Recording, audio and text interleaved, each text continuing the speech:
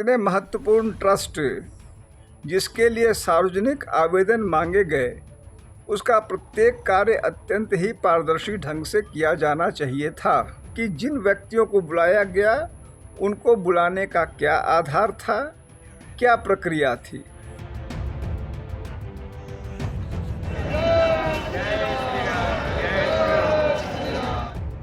अयोध्या में राम मंदिर निर्माण के बाद अब श्री राम जन्मभूमि तीर्थ क्षेत्र ट्रस्ट अपने कामकाज को और प्रोफेशनल बनाने की तैयारी में है। ट्रस्ट के पहले फुल टाइम सीईओ की नियुक्ति की प्रक्रिया अब आखिरी दौर में पहुंच चुकी है। हालांकि इसी चयन प्रक्रिया को लेकर अब सवाल भी खड़े हो रहे। इस पद के लिए देश भर से 5,585 आवेदन मिले हैं। बहुस्तरीय चयन प्रक्रिया के बाद 16 उम्मीदवार फाइनल इंटरव्यू तक पहुंचे। अब इन 16 उम्मीदवारों में से 3 नामों का एक पैनल ट्रस्ट को सौंपा जाएगा।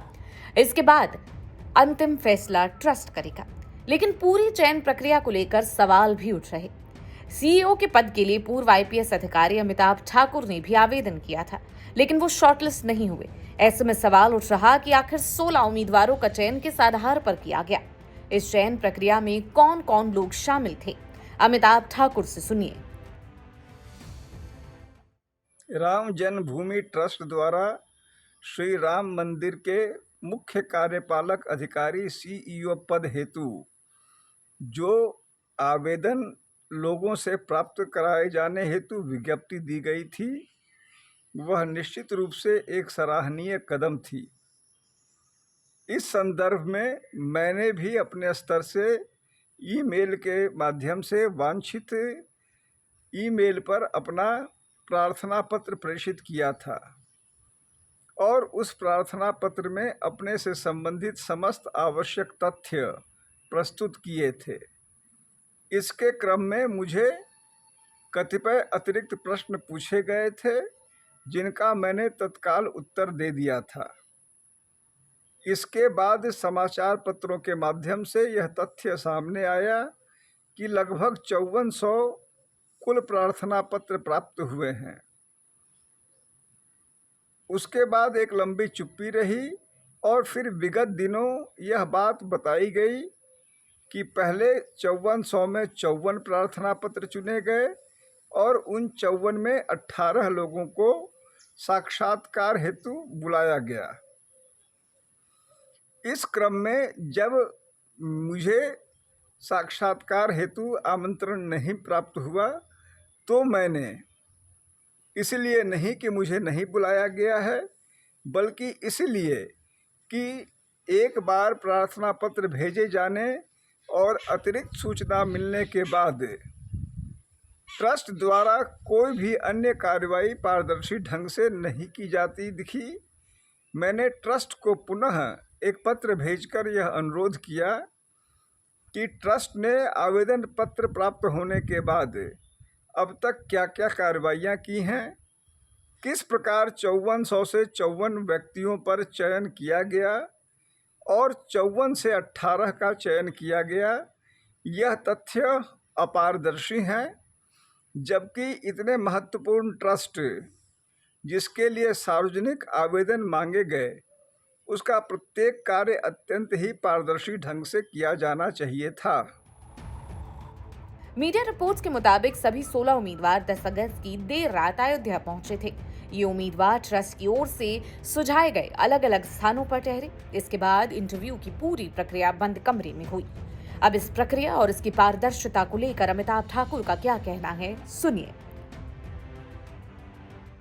जहां ट्रस्ट के सीईओ के लिए सार्वजनिक रूप से आवेदन प्राप्त किए जाने का कार्य अत्यंत ही सराहनीय है, वहीं आवेदन प्राप्त होने के बाद उसके पश्चात की गई कार्रवाइयों में जो अपारदर्शिता है वह प्रथम दृष्टया उचित नहीं दिखता है और तमाम प्रश्नों को उत्पन्न करता है। किस प्रकार 5400 में से 54 नाम सामने लाए गए, 54 में से किस प्रकार 18 लोगों को चयनित किया गया, यह एक ऐसा प्रश्न है जिसका उत्तर ट्रस्ट को लोगों के सामने लाना चाहिए। मैं हूँ, मेरी तरह तमाम अन्य लोग हैं, वे निश्चित रूप से यह उम्मीद रखते हैं कि यदि प्रक्रिया सार्वजनिक रूप से की गई और आमंत्रण सार्वजनिक रूप से किया गया तो उसमें समस्त कार्रवाइयाँ पारदर्शी होंगी और जो कोई भी इससे जुड़ा हुआ है वह जानेगा कि किसका हुआ, क्यों हुआ। उन 54 नामों के संबंध में भी इनके वेबसाइट पे कोई सूचना नहीं है। 54 में से कौन से 18 लोग हैं, इस संबंध में भी वेबसाइट पर कोई सूचना नहीं है। इस तथ्य को सार्वजनिक नहीं किया गया है, जबकि ऐसा किया जाना चाहिए था। तो आखिर ये चयन प्रक्रिया किस तरह आगे बढ़ी? ट्रस्ट के मुताबिक पूरी प्रक्रिया 4 चरणों में हुई है। पहले चरण में सीईओ पद के लिए 5,585 आवेदन मिले थे। इनमें से 3,855 बायोडेटा चुने गए। दूसरे चरण में करीब 1,580 आवेदनों का विस्तृत मूल्यांकन किया गया। इसके बाद 111 उम्मीदवारों के ऑनलाइन इंटरव्यू लिए गए। तीसरे चरण में इन्हीं 111 उम्मीदवारों में से 16 उम्मीदवारों को अयोध्या में फाइनल इंटरव्यू के लिए बुलाया गया। अब इन 16 उम्मीदवारों में से 3 नामों का पैनल ट्रस्ट को दिया जाएगा। इन्हीं 3 नामों में से किसी एक उम्मीदवार को अयोध्या के राम मंदिर परिसर के पहले फुल टाइम सीईओ की जिम्मेदारी मिल सकती है। लेकिन इस पूरी प्रक्रिया की पारदर्शिता को लेकर अमिताभ ठाकुर ने सवाल उठाए। उन्होंने चयन के आधार को सार्वजनिक करने की मांग की है। मैं अपने लिए निश्चित रूप से मैं भी यह मानता हूं कि मैं एक योग्य प्रत्याशी था। यह भी संभव है और इस बात की प्रबल संभावना है कि जिन लोगों को बुलाया गया हो वह मुझसे बेहतर प्रत्याशी हों। यह प्रश्न कौन व्यक्ति बेहतर है या नहीं उसका नहीं है। प्रश्न यह है कि जिन व्यक्तियों को बुलाया गया उनको बुलाने का क्या आधार था, क्या प्रक्रिया थी। अतः वर्तमान समय में जो प्रक्रियात्मक भ्रम और अपारदर्शिता रही है वह अपने आप में कई प्रश्नों को जन्म देती है। मैंने इस संबंध में पुनः ट्रस्ट को पत्र भेजकर अब तक की कार्रवाई और भविष्य में चयन की कार्रवाई को पूरी तरह से पारदर्शी बनाए जाने का अनुरोध किया है। और यदि मुझे किसी स्टेज पर यह लगता है कि चयन में अपारदर्शिता ही नहीं कहीं ना कहीं त्रुटिपूर्ण प्रक्रिया हुई है तो निश्चित रूप से मैं इस पूरी प्रक्रिया को सक्षम न्यायिक पटल पर ले जाना भी उचित समझूंगा। फाइनल 16 में से 3 नामों का पैनल ट्रस्ट को सौंपा जाएगा और अंतिम फैसला ट्रस्ट करेगा। इस सर्च कमेटी में retired justice Pramod Kohli, retired lieutenant general VK Chaturvedi और परमाणु वैज्ञानिक डॉक्टर सुरेश हवारे शामिल थे। लेकिन इस चयन प्रक्रिया में सिर्फ प्रशासनिक क्षमता और अनुभव ही नहीं, धार्मिक आस्था से जुड़े सवाल भी पूछे गए। उम्मीदवारों से धार्मिक कार्यों के अनुभव, भगवान राम में आस्था और हिंदू धर्म की मूल परंपराओं को लेकर सवाल किए गए। रिपोर्ट के मुताबिक उम्मीदवारों से ये भी पूछा गया कि वो चोटी रखते हैं या नहीं, शुद्ध शाकाहारी हैं या मांसाहारी, शराब का सेवन करते हैं या नहीं, यहाँ तक कि उनकी हिंदू धर्म के प्रति आस्था कितनी है, क्या वो हिंदू परंपरा के अनुरूप वस्त्र पहनने में सहज होंगे और दूसरे धर्मों को लेकर उनकी क्या राय है। इस तरह के सवाल भी इंटरव्यू का हिस्सा रहे। आखिर सीईओ की वैकेंसी क्यों निकाली गई? असल में बीते दिनों राम मंदिर में चंदा चोरी का आरोप लगा था।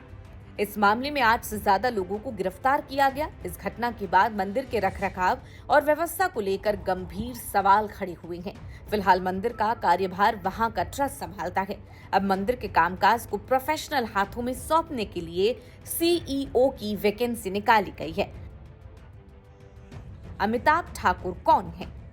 अमिताभ ठाकुर उत्तर प्रदेश कैडर के 1992 बैच के पूर्व आईपीएस अधिकारी हैं। पुलिस सेवा के दौरान वो प्रशासनिक जवाबदेही, पारदर्शिता और सरकारी व्यवस्था में अनियमितताओं के खिलाफ बोलने को लेकर अक्सर चर्चा में रहे। उन्होंने उत्तर प्रदेश के कई जिलों में पुलिस अधिकारी के तौर पर काम किया। कई मौकों पर उन्होंने सरकारों और वरिष्ठ अधिकारियों के फैसलों पर भी सवाल उठाए। 2015 में अमिताभ ठाकुर उस वक्त सुर्खियों में आए जब उन्होंने समाजवादी पार्टी के तत्कालीन प्रमुख मुलायम सिंह यादव पर फोन के जरिए धमकी देने का आरोप लगाया था। इस मामले के बाद उन्हें निलंबित भी कर दिया गया था। इसके बाद मार्च 2021 में केंद्रीय गृह मंत्रालय के आदेश के बाद उन्हें अनिवार्य सेवा निवृत्ति दे दी गई।